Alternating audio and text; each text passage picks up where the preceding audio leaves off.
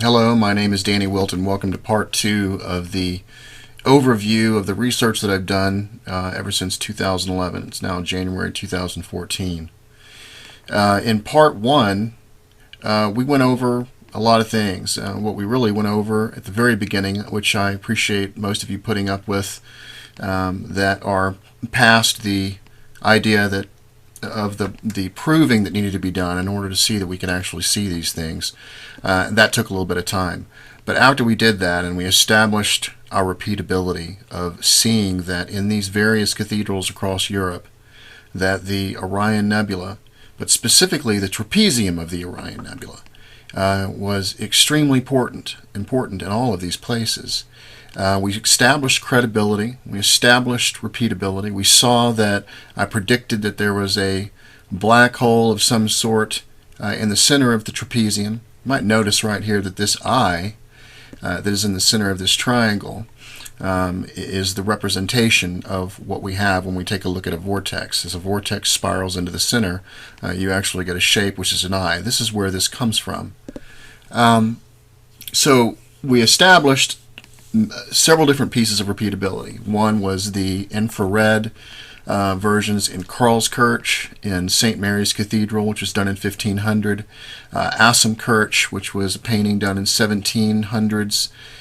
We established the Orion Loop, done in 1679 inside the Church of the Jesu, spiraling into the middle. And of course, with all of these pieces of repeatability, with the same symbolism that we found in each one of these places in the infrared versions, and then of course we finalized it with Michelangelo's creation of Adam, which I want to show you just a little bit more of, and then one more piece of art that shows some repeatability here. And then we're going to start moving on.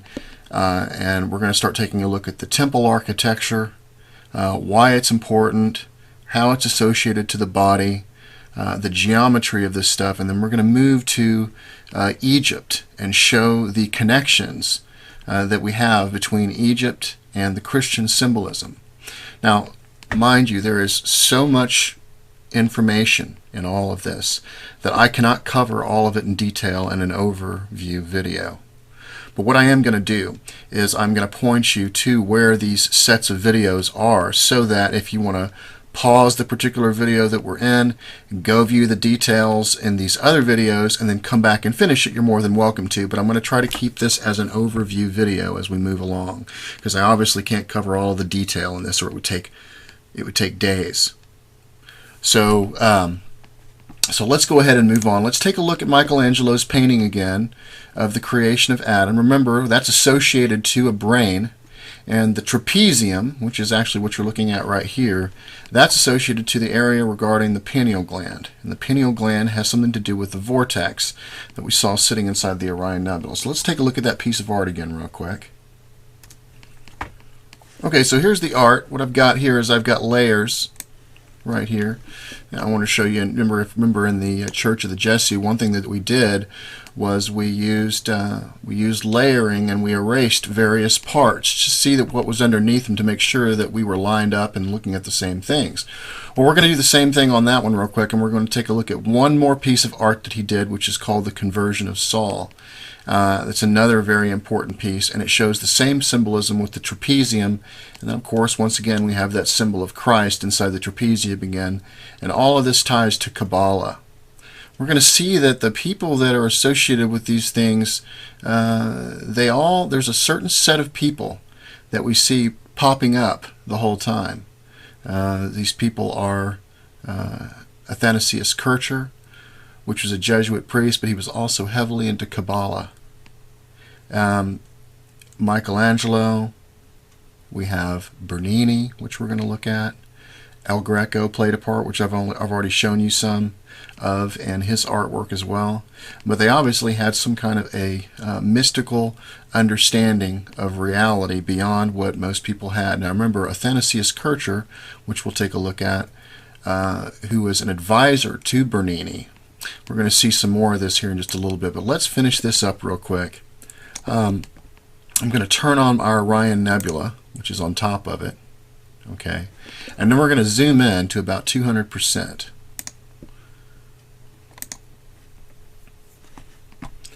And we're going to take a look now here at this area right here. Remember, this is the God's head area that I showed you earlier, and just to point you out to these specific spots, let's zoom into about 300%. It's always good to use these really high resolution graphics.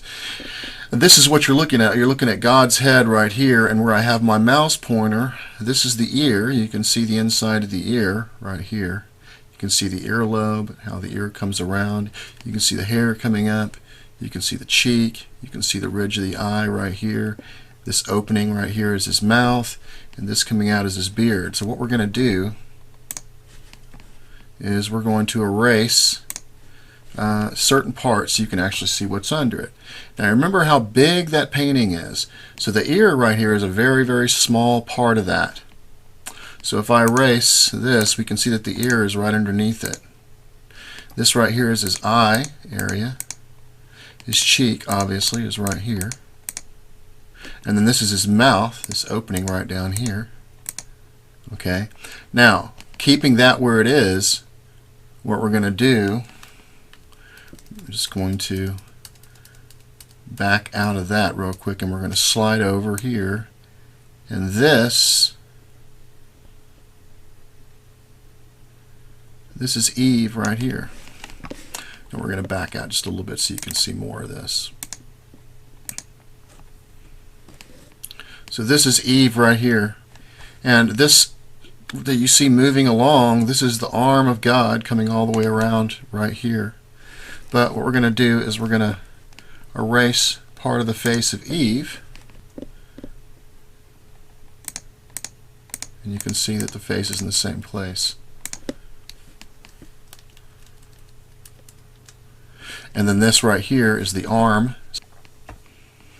Okay, so we're going to erase part of the arm, actually, and her face too, but we're going to go ahead and start over here so you can see God's head again. Remember, his ear is right where I've got my mouse pointer.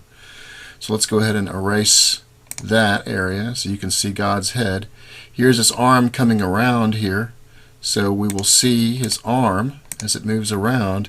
Here's Eve, and here's the arm where it ends down here. Right here where I have my mouse pointer, right where I have my pointer is the bridge of the nose of the little black boy that's inside the painting. There he is.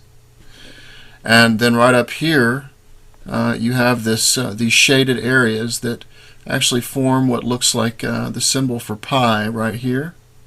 So if I erase these areas, you will see the same shaded areas right behind it.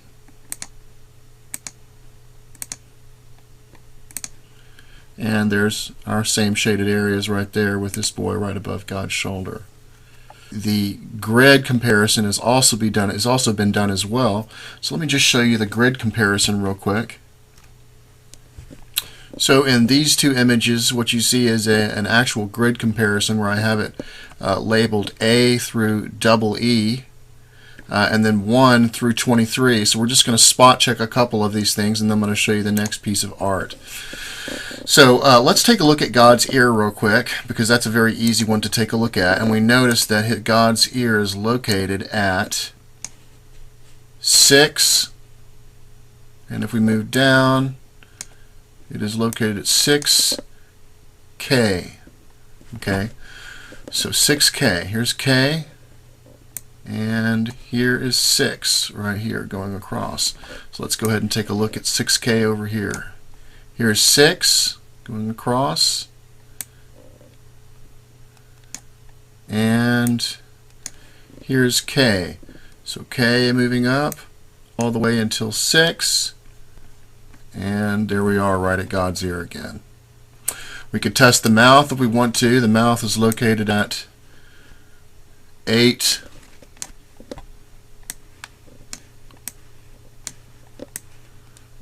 It looks like 8J. 8J is the mouth. And over here we have 8. And this is J here. So 8J. And of course the mouth is right there. Now let's take a look at her eye real quick. Her eye is located at U6. Let's see. Yeah, 6U. So we have 6 coming across to her eye right here, her left eye, but the one that we're looking at is on the right hand side. So 6U, and then over here we have 6 coming all the way across, U right here coming all the way up, and there's her eye right there. So you can see, even if we spot check this thing all the way down to very tight grid formation, we get the same thing. And so that type of thing right there, just running probability on it when you have a matrix this large. Also, you remember that this ear is not rotated, in other words, it's not upside down. So rotation is also important. So when you take rotation, relative size, because they all have to be relatively the same size in relationship to each other, their rotation, their position, and all of these things, you get something which is astronomical, which basically means it's a match and it cannot be debunked. So what we're going to do is we're going to take a look at the next image that Michelangelo did, which is the conversion of Saul. So this is Michelangelo's conversion of Saul right here that he did. This painting was done in 1542. Still, this is, what is it? It would be like 1609 or 1610, right around there. I believe it was actually 1610 is when the first telescope was invented. And so this is still a good 70 years before the first telescope. Now, what we see right up here at the top here again is we see Christ. And you see what he's floating on. This yellow thing that he's floating on is actually the trapezium. And you see that he's actually shooting a ray down. And this is also regarding Kabbalah, because once somebody has reached in the tree of life, which we will talk a little bit about Kabbalah, but Kabbalah is extremely a deep subject, so I'm going to give you kind of the overview that you need to get in order to get kind of the visualization or the understanding of what we're dealing with when we're talking about Kabbalah as we move on. I'm going to try to do that for you, but we obviously can't go into too much detail, so there are videos I will point you to that I have in my playlists so that you can go and look more into the detail regarding that. But what we see right here, to confirm the symbolism again, is we see Christ floating on top of this yellow thing. This yellow thing being the trapezium. I want you to notice the figures around this, because you have this guy right here. Let's just zoom in on him real quick. You can obviously see his naked butt right there, and you can see the curve of his body coming up. You can also see that this yellow trapezium that Jesus is floating in, you can see that it's kind of curved right here, and then it comes down straight through that robe to this guy right here. But you only kind of get to see the upper half of this thing. But she right here and this guy, you can see the way he's kind of got them, kind of a very interesting thing he's done right here. He's produced this, almost this cone looking thing on top of her head, but it's actually a guy in the background.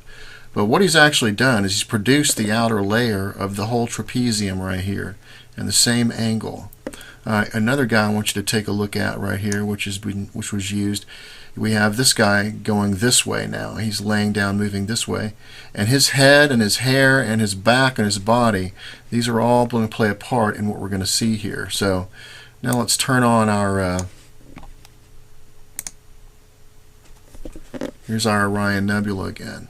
Now, before I start erasing the parts on this, I want to point some of them out to you. Remember our guy naked with his butt facing towards us? Where I have my mouse pointer right here, this is his butt right here. And you can see the line of his body coming up, and he's moving right into the trapezium. You remember that curved area of the trapezium I was talking about is right here, and it moves straight through the robe over here. Now the guy I was telling you about up here at the top, this white area is his face, and this area right here is his hair, and you'll see all this come out as I start erasing for it, some of it for you. So let's go ahead and start doing that. We'll start with this guy right here. So this should be his ass right underneath this thing, and there it is. There's his ass. Let's back out one more time on that. You can see that again. There's his ass, and you can see how it comes up, and he is actually against the trapezium. Now the trapezium curves right here, does the same thing right here, and it goes straight through till we get to there. And remember that cone that I was telling you about? Well, that's what her function was.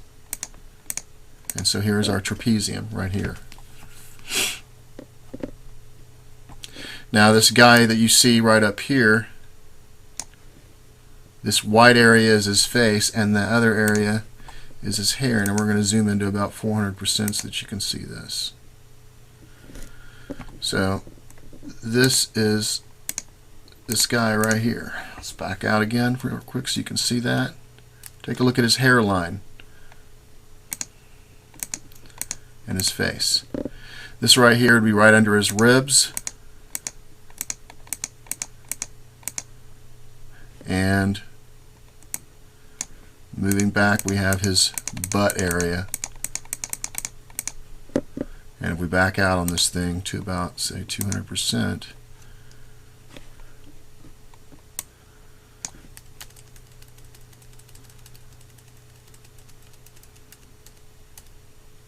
so you can really see how we have the same thing going on, same symbolism. Here's our guy again. Here's his butt sticking there.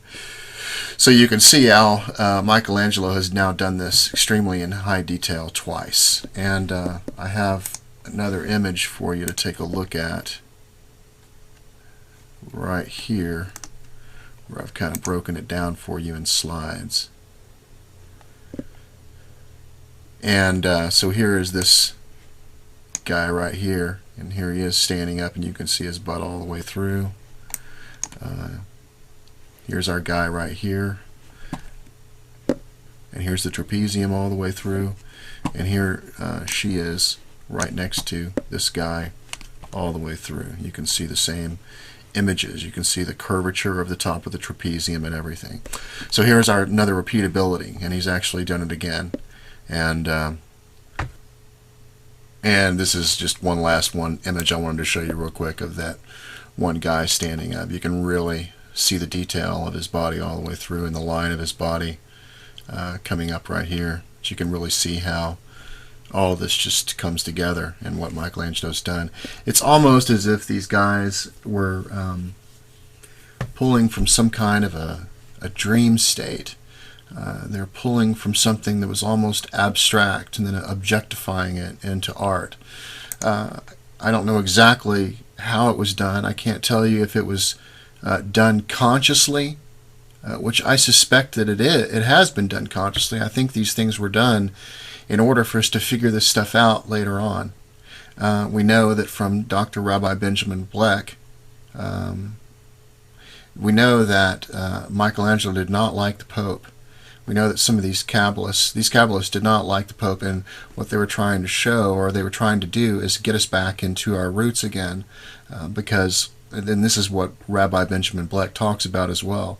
So a lot of the stuff that you see in the Sistine Chapel was just done kind of without the Pope knowing about it. He kind of just did some stuff right in the Pope's face to let him know, hey, you're going off track and you're not doing what you should be doing. And this has occurred all over the church. But now let's move on. Okay, so what I want to do is I want to talk about just Kabbalah real quick. You remember that what we found out when we took a look at the image that Michelangelo did. We'll just take a look at this again real quick. What he painted was he painted a brain. Remember, we had our mathematical association because he painted a brain, but yet at the same time he painted the Orion Nebula. So our mathematical association allows us to say, well, since he painted a brain and since he painted the Orion Nebula, then the Orion Nebula is a brain.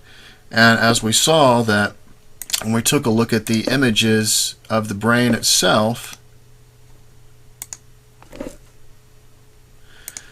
we see that the bright triangular area, which has been continuously the very most important thing that we've seen, it's been labeled a couple of things. It's been labeled IHS, which is an acronym for Jesus. It's been labeled Jehovah, the four-letter tetragrammaton. And what we see is when our eyes move across here, we can see all of the other outline. This is the corpus callosum right here. And we can see as our eyes move through that right in this dark triangular area, and remember, the vortex is inside the center of this triangle right here. We have an eye and a triangle, okay? And that is situated exactly where the pineal gland is located right here.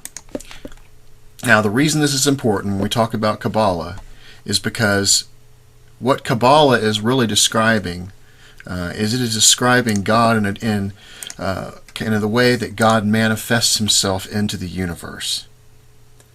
When we talk about the creation in the Bible, we're not necessarily talking about the whole creation of everything, all universes and everything. What we're really talking about is we're talking about the beginning of man, the beginning of of humans, the spiritual prototypes of humans. And so we're talking about one place in the universe which began the manifestation of man. And what Kabbalah is really describing is describing what is called emanation. And emanation deals with a point. Okay, so when we take a look at Kabbalah, and we take a look at, let's take a look at the Adam Kadmon right here. So what we're really talking about is we're talking about this man coming into the universe. Okay, and so when we take a look at the tree of life, which is the way it's structured, I don't agree with the way they have this person placed. I believe that their head should be right up here at Kether, because this is what we see when we take a look at Adam Kadmon. Notice how his head is faced to the right, because that's exactly the way that it should be. You have the zodiac right here, because when you take a look at the number 2 right here, you have the zodiac. So what we have right here is we have this these 3 abstractions. This is Ain, which means just the nothingness, just if you could imagine just complete darkness in space. Okay. And then right here we have this contraction beginning to occur. This is Ein Sof. And then we have Ein Sof R. And Ein Sof R as this contraction begins to occur. So just imagine that we have this vortex in space pulling the matter of space into a condensed point of light. Okay? So we have light, and then it moves into this one point, and then what we have, this Ein Sof R, which is also referred to as the cosmic Christ. And now you can see where we begin to get the symbolism for Christ on top of the trapezium. So you have this what's called a ray of creation that breaks through into the physical universe. Okay? And when it does this, the first thing that it actually creates is it creates the pineal gland. The pineal gland is what we see in this vortex, which is right here, and this is why we have Adam Kadmon facing to the right. Now, how these guys knew all this a long time ago, there's no telling. But as we've seen, they obviously knew about these things in infrared, which we will see that the infrared understanding of this area goes all the way back even to ancient Assyria when we take a look at their tree of life and their geometry associated with it. So we have this structure of this very large man. At the very top where we have the door, which is the area where we keep seeing Christ, okay, right where the pineal gland is. And we have the zodiac. So we have the pineal gland, we have the zodiac, and then we keep going down this ladder. This is Jacob's ladder right here. And then we have our solar system, and then his feet right here on the earth. So it's kind of showing that, and this is Kether. This is the very top right here where the pineal gland is. And Earth is at the very bottom where the root is. Okay? And it begins right up here. So this is the Son of God, because what the Son of God, or the only begotten, which is what the Orion Nebula is also called, it's the first emanation out of the unseen universe, which is the firstborn. Now I may play a couple of small clips from Manly Hall just so you can hear from somebody else what I'm talking about. But the firstborn out of the infinite being the unseen universe, we have this ray of creation breaking through, which is Ein Sof R. That creates this first light, and it creates the pillar, and then it begins to emanate out using like a kind of a Fibonacci spiral, and it creates this whole macrocosmic type man. This is the geometry I want you to keep in your head. Now this archetype that you see in the Orion Nebula right here, what you might think of this as is it is a representation of all of humanity at once. It's kind of like an overstructure, a hologram, or a species mind. Okay? So we are all the little fragments of the hologram. This Orion Nebula represents the overstructure, or the whole of all of us together. So as each one of us, as the little tiny pieces of the hologram, perfect ourselves and build ourselves as an archetype into one, then what actually happens is we build the overstructure of this hologram back to its perfection again.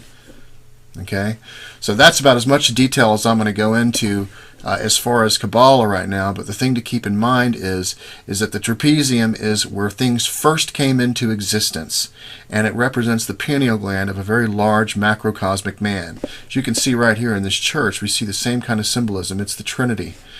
The Trinity represents the top three that you see right here on the Tree of Life, but this right here, these two right here represent the left and right hemispheres of the brain, but this right here represents where things first came in, the first swirlings. It's called the primum mobile. And it's also associated to, believe it or not, it's associated to the nebula. So remember, Kether is at the very top of the Tree of Life. This is The Ladder of Lights by William G. Gray. It was published in 1975. And Kether, which I just showed you, the very, very top disc, as you can see, Kether, the crown, the summit, world of expression, primum mobile, and the nebula. And then here, what it says is that we're at the very apex of the middle pillar, which I just showed you. And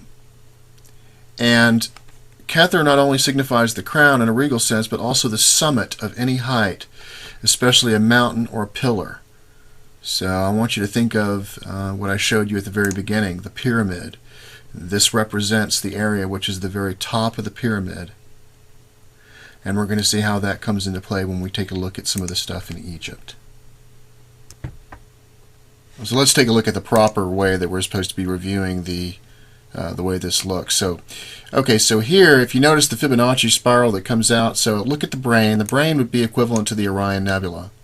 But you see where it spirals out from? It spirals out from that area that I showed you, which is the area which is the center of the trapezium.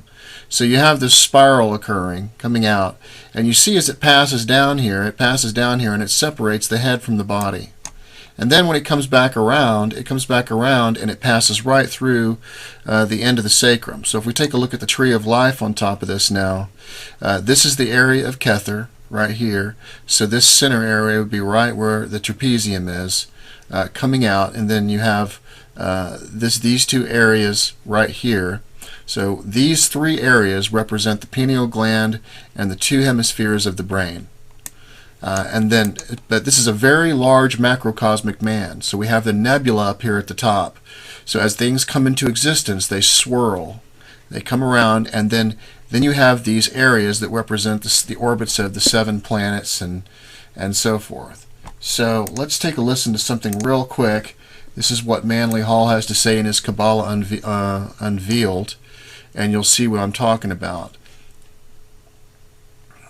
The 7 planetary orbits, then to the band of the zodiac, and then to the little door in the sky described by St. John in the Apocalypse, beyond which was the Shamayim, or the vast, mysterious crystal sea of the divine nature. Okay, so you heard what he said. He said the planetary orbits, and so that's what you have. You have the moon, you have Mercury, you have Venus, you have the sun, you have Mars, you have Jupiter, you have Saturn, you have the zodiac, and then the little door in the sky that he's referring to is he's referring to that little vortex that sits right in the center of the trapezium. So that's what he's referring to. So that's where man came into existence. It's followed by a descent. The descent is really a kind of a descent through the 4 worlds and down into matter.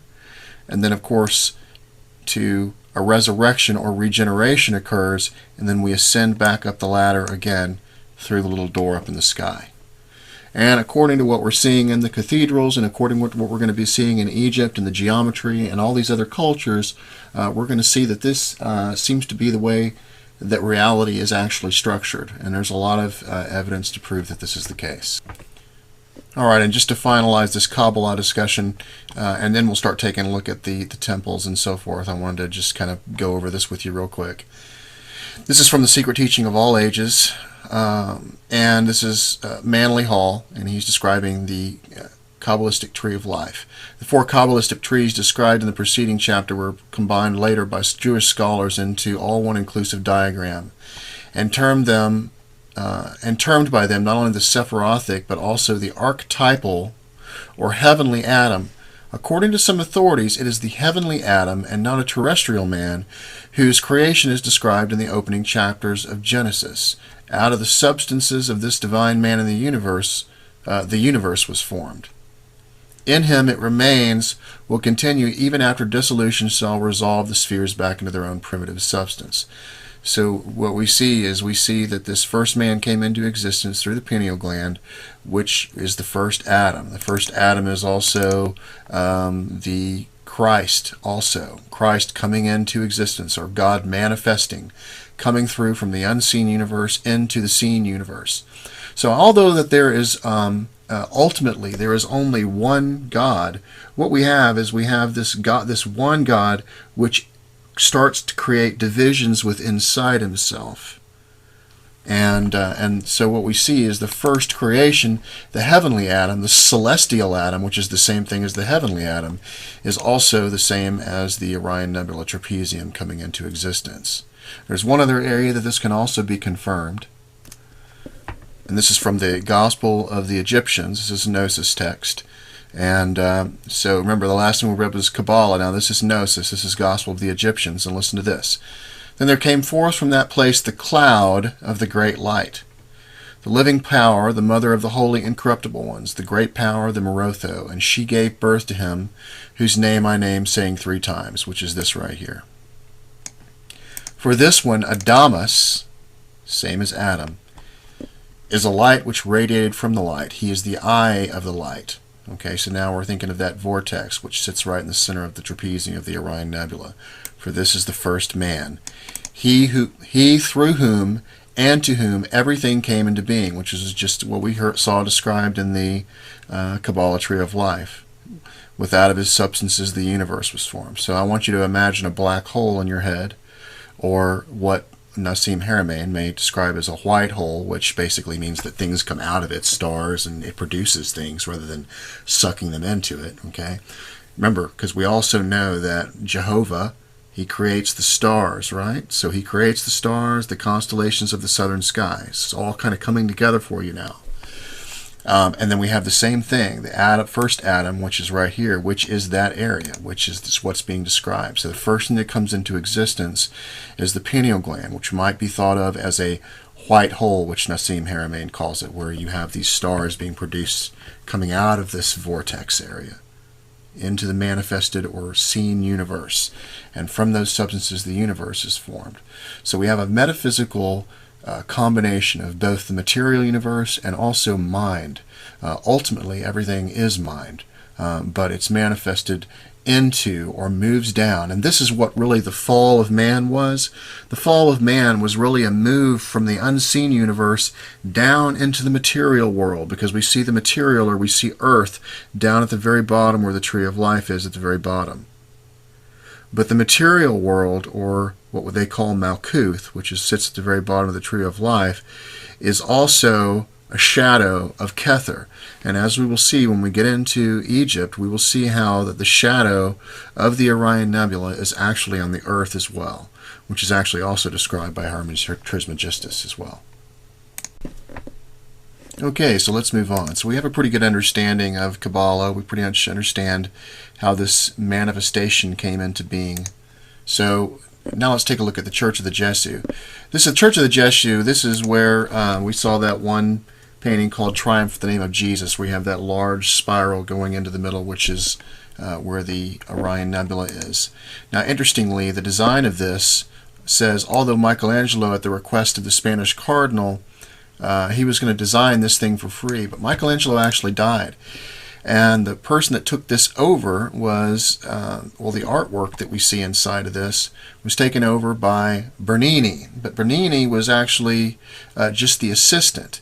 Bernini convinced the church to let this 22-year-old guy named Giovanni Battista Galli design what we saw, that we actually did that image overlay on, which was the Triumph of the Name of the Jesus. But Bernini assisted. Now, the important thing here is that Bernini was also the one that designed St. Peter's Square, okay, which you guys are probably familiar with.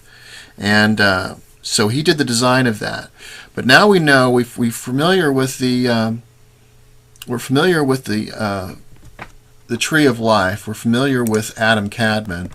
Let's take a look at this, because we have Solomon's temple. Now Solomon's temple, this left, on the left that you see right here, it says at the left is the floor plan transformed into a figure of the Levite high priest, and within the figure are 13 revved numbers. So this is what the temple plan looks like.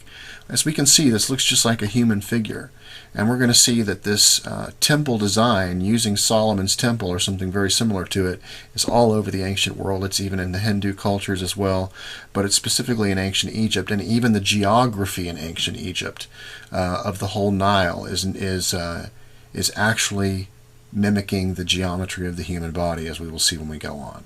So R.A. Schwaller de Lubicz, when he was in Egypt, in the southern part of Egypt, studied the temple of Luxor. And what he found is when he went into these various rooms and so forth, he found that there were hieroglyphs on the walls that were associated to that particular part of the body.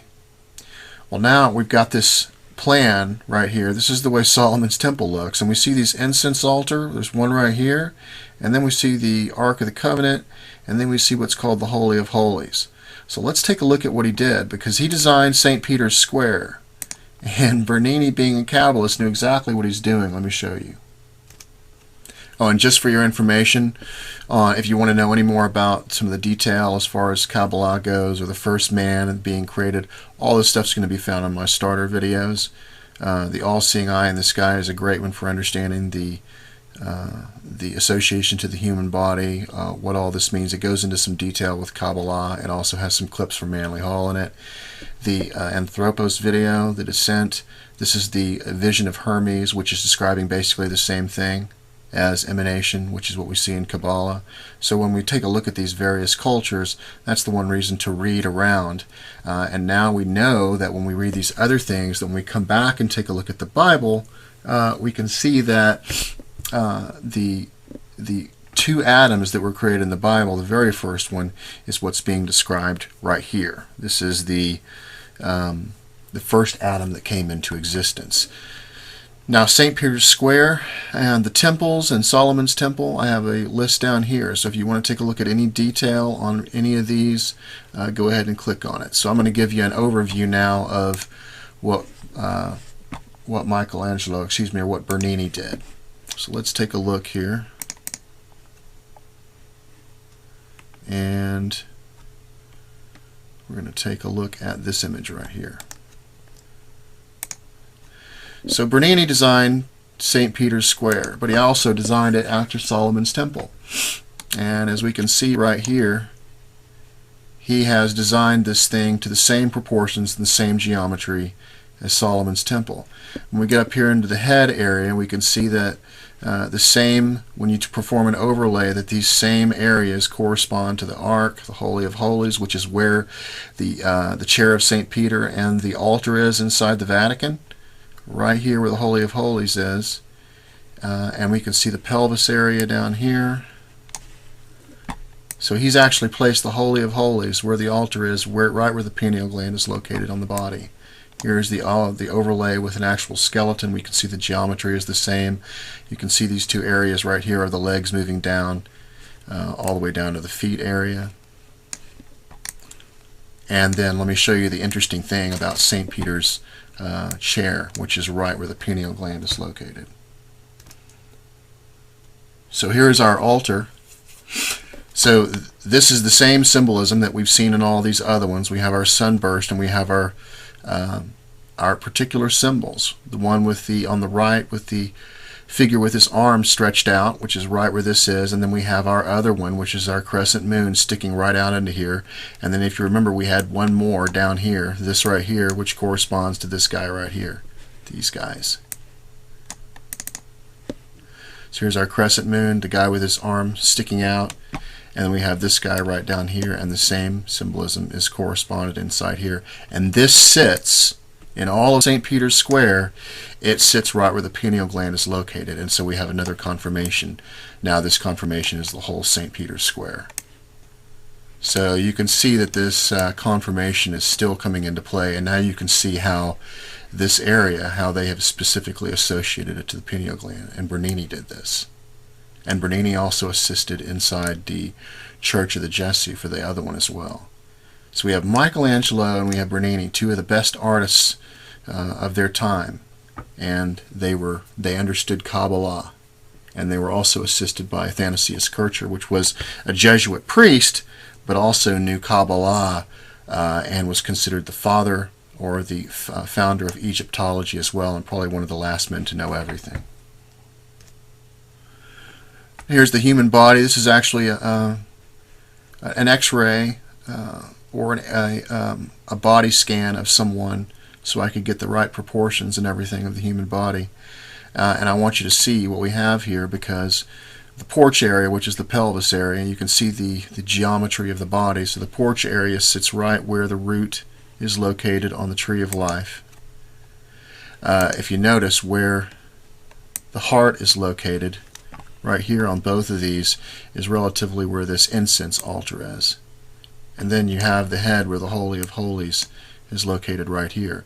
You're going to notice his head exceeds the top of this line slightly, and this is the same thing that R.A. Schwaller-Lubitsch discovered inside the Temple of Luxor, because it was only measured up to the crown of the head. Everything up above the crown of the head was cut off. It wasn't important in the measurement that they did. Here's the Ark of the Covenant, but I want you to notice the similarities between the Ark of the Covenant that you see right here, and here is the four-letter tetragrammaton called Yahweh. You see these two angels on the Ark here represent the two angels that sit as the thalamus, the left and right thalamus, and what sits in the middle is the pineal gland. And there's another association to what we have as far as the human body goes, and then the Ark of the Covenant, which actually sits inside this area right here. This is the design of an ancient Hindu temple, and we have two different views of it. Here's Solomon's temple right here. Here's the Hindu temple. I want you to notice the similarities, and then we have our overlay of the two areas. Here is your the area where the footrest is, and I want you to notice also again we have the same design of the Hindu temple with the overlay here. Here's the Hindu temple. Here's your Temple of Solomon, and here's the overlay. And as you can see, they're right in there. And you can see the 5 places which associated to the 5 fingers. So you can see that the Hindu temple design is also the same as Solomon's temple. Now we're about to move over into ancient Egypt, so let me show you this one first. This is the work by R.A. Schwaller-Lubitsch, okay? But it's also incorporated into what I discovered as far as of Solomon's temple as well. So this right here, this temple is the Temple of Luxor. In each one of these rooms, you have hieroglyphs associated to these areas of the body.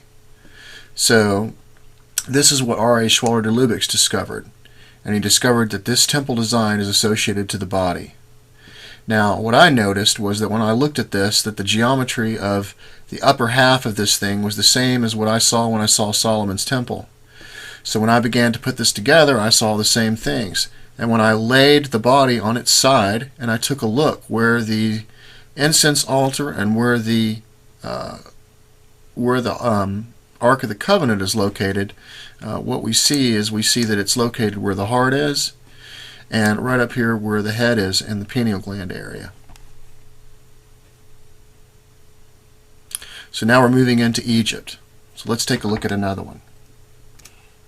The Solomon temple design is actually all over the place. Now I want you to remember what we're talking about is we're talking about this manifestation that comes into existence from this point, okay?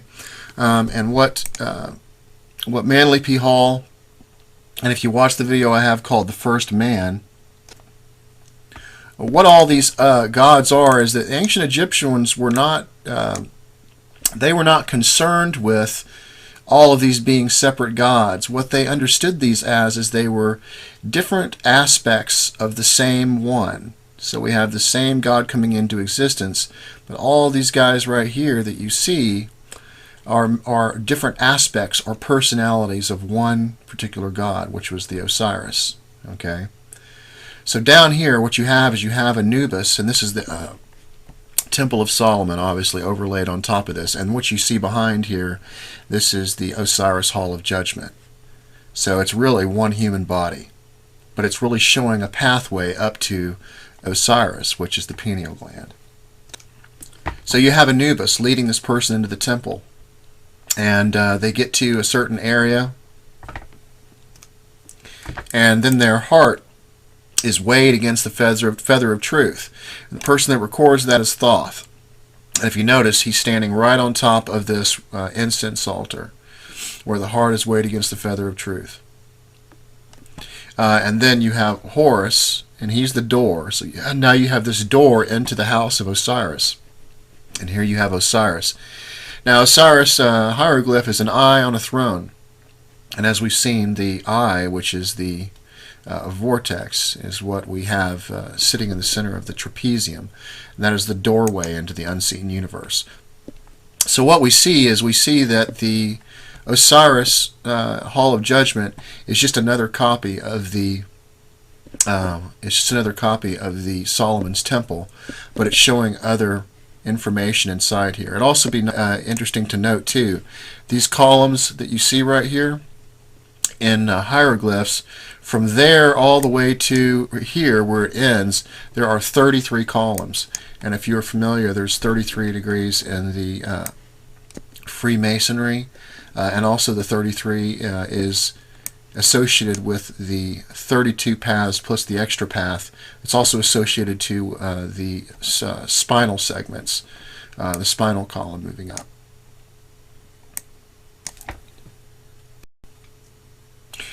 Okay, so we can see that the Hindu temples, we can see that St. Peter's Square, we see that the Osiris Hall of Judgment, we see the Temple of Luxor in southern Egypt. We see all of these temples, they are all associated to the body. Now, I think it's important now to relate some of this to the work of E.A. Wallace Budge. E.A. Wallace Budge, and this is his book called From Fetish to God in Ancient Egypt.